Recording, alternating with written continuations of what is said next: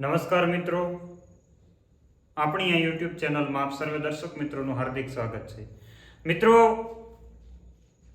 આજે ચર્ચા કરવી છે ઘન જીવામૃત અને જીવામૃત કે ધરતી માતાનું એક અમૃત એટલે કે જીવામૃત અને જીવામૃત કઈ રીતના બનાવી શકાય અથવા જીવામૃતના કેવા ફાયદા થાય એ વિષયની ચર્ચા કરવા માટે હું આપની સાથે મનીષ બલદાણિયા, કૃષિ વિજ્ઞાન કેન્દ્ર ગીર સોમનાથ કોડીનાર ખાતે કૃષિ વૈજ્ઞાનિક તરીકે ફરજ બજાવું છું. મિત્રો, દેશની અંદર, રાજ્યની અંદર ઘણા લાંબા સમયથી એટલે કે 5 વર્ષો કરતાં પણ વધારે સમયથી પ્રાકૃતિક ખેતીનું અભિયાન ધીરે ધીરે વેગ પકડતું જાય અને દેશ પ્રાકૃતિક ખેતી તરફ વળે એવું એક આહ્વાન કરવામાં આવે છે અને તમામ ખેડૂતોને એક વિનંતી પણ કરવામાં આવે છે કે આપ પણ આ પ્રાકૃતિક ખેતીના અભિયાનની અંદર જોડાઓ. મિત્રો, આ દુનિયાની અંદર પ્રાકૃતિક ખેતી એ સૌથી સરળ અને સસ્તી ખેતી છે, પણ મહેનત માગી લે એવી ખેતી છે. આ દેશ અને આ દુનિયા આજે જ્યારે ભયંકર રોગો તરફ આગળ જતી હોય ત્યારે પ્રાકૃતિક ખેતીમાંથી પકવેલો ખોરાક આ રોગોમાંથી આપણને બચાવી શકે છે. તો આવો ખોરાક તૈયાર કરવા માટે તમામ ખેડૂતોએ એકવાર હવે કટિબદ્ધ અને તૈયાર થવું પડશે. પ્રાકૃતિક ખેતીનો વિષય હાથમાં લેવો પડશે અને ત્યારબાદ આપણે પ્રાકૃતિક ખેતી અપનાવતા થશું તો મને લાગે છે કે દેશની અંદર બીમારીનો ઘણો બધો ક્રેઝ ઘટી જશે. મિત્રો, પ્રાકૃતિક ખેતી એટલે કોઈ પણ ખર્ચ વગરની ખેતી. પ્રાકૃતિક ખેતી એટલે પ્રકૃતિ અને ખેતીનો સમન્વય કરવાનો એક પ્રયાસ, પર્યાવરણ સાથે મળીને વિચાર કરવાનો સમય અને પર્યાવરણને બચાવવા માટેનો એક પ્રયત્ન એટલે પ્રાકૃતિક ખેતી. ઘણી બધી અલગ અલગ ભાષાઓની અંદર અલગ અલગ તજજ્ઞો એની વ્યાખ્યા કરતા હોય, પરંતુ પ્રકૃતિને બચાવે, પ્રકૃતિનું ધ્યાન રાખે એને પ્રાકૃતિક ખેતી કહેવાય. પ્રાકૃતિક ખેતીનો એક મુખ્ય આયામ એટલે કે ખેતીનું અમૃત અને જીવામૃત, એની સાથે સાથે ઘન જીવામૃત.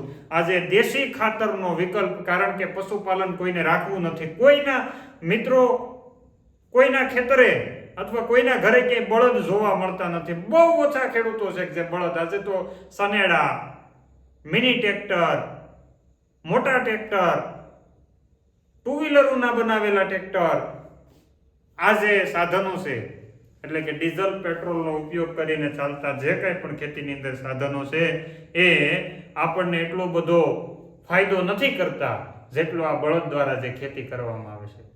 બળદ વગર ખેતી વ્યવસ્થિત નથી થઈ શકતી. ઉપરાંત બળદ અને દેશી ગાયો એનું જે ગૌમૂત્ર અને છાણ નીકળે છે આપણી ખેતી માટે ખૂબ અગત્યનું છે.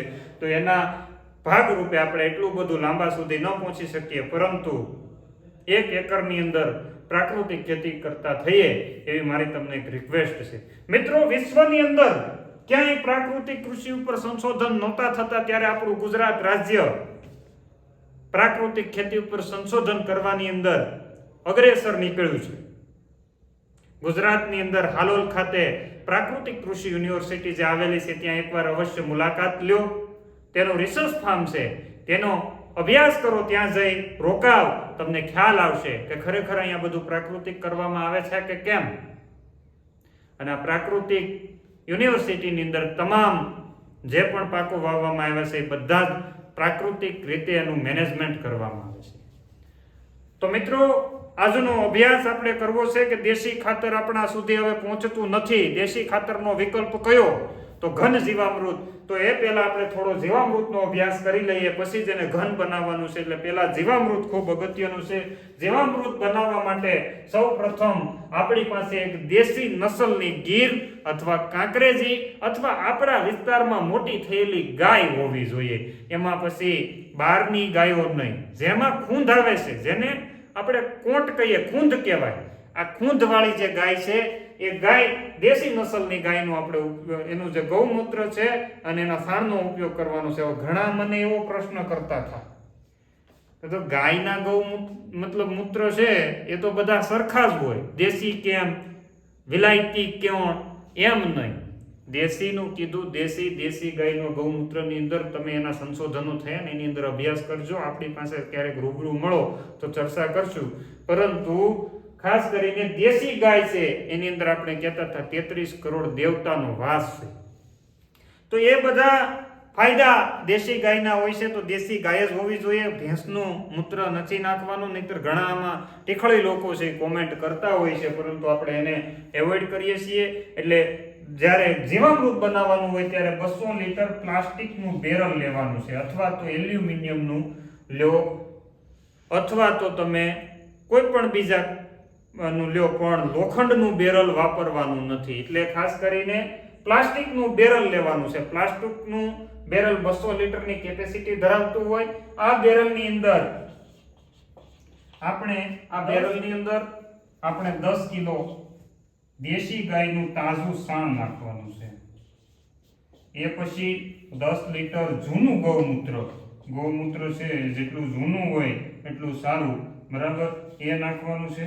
એ પછી કોઈ પણ કઠોળનો લોટ હોય, આપણી પાસે પ્રાકૃતિક ખેતીની અંદર પકવેલા મગ હોય, ચણા હોય કે અડદ હોય, કોઈ પણનો લોટ છે એ લોટ તમે નાખી શકો. એટલે 1 કિલો કઠોળનો લોટ નાખવાનો છે, 1 કિલો. એ પછી આપણે એની અંદર 1 કિલો દેશી ગોળ, કેવો 1 કિલો દેશી ગોળ, અને ત્યારબાદ 1 મુઠ્ઠી માટી, જે જગ્યાએ આપણે પ્રાકૃતિક ખેતી કરતા હોય, અથવા તો આપણે છે જે જગ્યાએ વડલો પીપળો હોય, જ્યાં કોઈ દવાઓ છટાણી ન હોય, તો 1 મુઠ્ઠી માટી છે કે જેમાં બેક્ટેરિયાનું પ્રમાણ સારું હોય, બરાબર. તો આ માટી છે આપણે જીવામૃતના જે બેરલની અંદર નાખવાની છે. ખાસ અગત્યની વાત, 10 કિલો તાજું સાણ કે જેની અંદર બેક્ટેરિયા મતલબ જે જીવાત છે પડી ગયેલી ન હોવી જોઈએ. એ બીજું ગૌમૂત્ર 10 લીટર કે જે જૂનું જેટલું હોય એટલું વધારે ફાયદાકારક રહેશે. 1 કિલો કઠોળનો લોટ એ ખૂબ સારો, અને એની અંદર કોઈ જીવાત પડેલી ન હોવી જોઈએ. અને ત્યારબાદ 1 કિલો દેશી ગોળ કે જે ખૂબ અગત્યનું છે. દેશી ગોળથી બેક્ટેરિયાનો વિકાસ છે ખૂબ ઝડપથી થાય. એટલે કિલોની જગ્યાએ કદાચ 1.5 કિલો નખાઈ જાય તો કોઈ વાંધો નથી. આ રીતના શિયાળાની અંદર 7 દિવસ સુધી અને ઉનાળાની અંદર 3 થી 4 દિવસ કે વધીને 5 દિવસની અંદર જીવામૃત તૈયાર થાય છે. એકવાર આ વસ્તુ બેરલમાં નાખ્યા પછી આપણે ઘડિયાળના કાંટાની દિશામાં લાકડી વડે અને 3 ટાઈમ, સવારે 2 મિનિટ, બપોરે 2 મિનિટ અને સાંજે 2 મિનિટ એમ હલાવવાનું છે. આ ઉપરાંત એની માથે કોથળો ઢાંકવાનો છે, ઢાંકણું બંધ કરવાનું નથી. હવે પ્રાકૃતિક ખેતી કરતા ખેડૂતો જીવામૃત તો ઘણા બધા બનાવે છે. એની સરળતા માટે એ લોકો ધોરિયાના કાંઠે બેરલ રાખી દે, પરંતુ એ બેરલ મિત્રો આ ઉનાળાનો કેવો તાપ પડે અને કેટલું ગરમ થાય, પાછું ઠંડુ થાય, પાછું ગરમ થાય, પાછું ઠંડુ થાય. તમારી જીવામૃત બનાવવાની મેથડ હાવ ખોટી છે. એને સાયડાની અંદર રાખવાનું છે, અને સાયાની અંદર રાખશો તો તમને ખૂબ સારો ફાયદો થશે. એટલે જીવામૃત બની ગયા પછી આપણે ખેતરની અંદર 1 એકરમાં 200 લીટર દર 15 દિવસે અથવા જ્યારે પાણી આપવાનું થાય ત્યારે આપો ને, તમને એમ થાય કે આમાં કોઈ રાસાયણિક ખાતરની જરૂરિયાત નથી, ખૂબ સારું ઉત્પાદન મળશે. બીજી વાત કરવી દેશી ખાતરનો ઓપ્શન હું, તો કે ઘન જીવામૃત. મિત્રો, ઘન જીવામૃત બનાવવા માટે આપણે દેશી ગાયના જે અડાયા છાણા આવે છે, ગાય સરવા ગઈ હોય અને જે છાણા પડ્યા હોય, એ છાણા સૌથી બેસ્ટ અને સારામાં સારો ઓપ્શન, પરંતુ એ નથી. તો આપણા ગાયનું જે સાણ છે એને અલગ રાખો, એને સુકાવા દો. એ 100 કિલો સાણ જ્યારે સુકાઈ જાય પછી એને આપણે છે દળી નાખવાનું છે, ખાંડી નાખવાનું છે. કેમ સુરમું સોળીએ એમ એને સોળી નાખવાનું છે. આ 100 કિલો સાણ સોળાઈ ગયા પછી આપણે એક પટ્ટો લગાડવાનો છે, 3 ફૂટ સુધીનો પહોળો, બરાબર. 3 ફૂટ એની પહોળા, લંબાઈ તમારી ઈચ્છા મુજબ રાખજો, પણ પટ્ટો છે એ 3 ફૂટ પહોળો અને 1.5 ફૂટની જાડાઈ રાખવાની છે. 3 ફૂટ પહોળો અને 1.5 ફૂટ જાડો પટ્ટો જે પાડીએ છીએ, એ પટ્ટાની અંદર 1-1 ફૂટના અંતરે પાઇપ દ્વારા અથવા તો બાંબુ દ્વારા આપણે હોલ પાડી દેવાના છે. જ્યારે આખો બેડ બની જાય ને, એક 3x1.5 નું જ્યારે આમ ગાદલું બની જાય ને, એ ગાદલા જેવું બેડ બની ગયા પછી એની અંદર 1-1 ફૂટે આમ હોલ પાડી દેવાના છે. આ હોલ પાડી દીધા પછી આપણે એની અંદર જીવામૃત જે આપણે આપણા તૈયાર કર્યું ને 7 દિવસ પહેલા, એ જીવામૃત આની અંદર રેડી દેવાનું છે. આ જીવામૃત રેડી દીધા પછી એને 7 દિવસ સુધી આમ નેમ રહેવા દેવાનું છે. એ રહેવા દીધા પછી આ ફૂટના અંતરે હોલ પાડવાના છે, નહીં તો તમને એમ થશે કે આ સાહેબ શું કહેવા માંગે છે.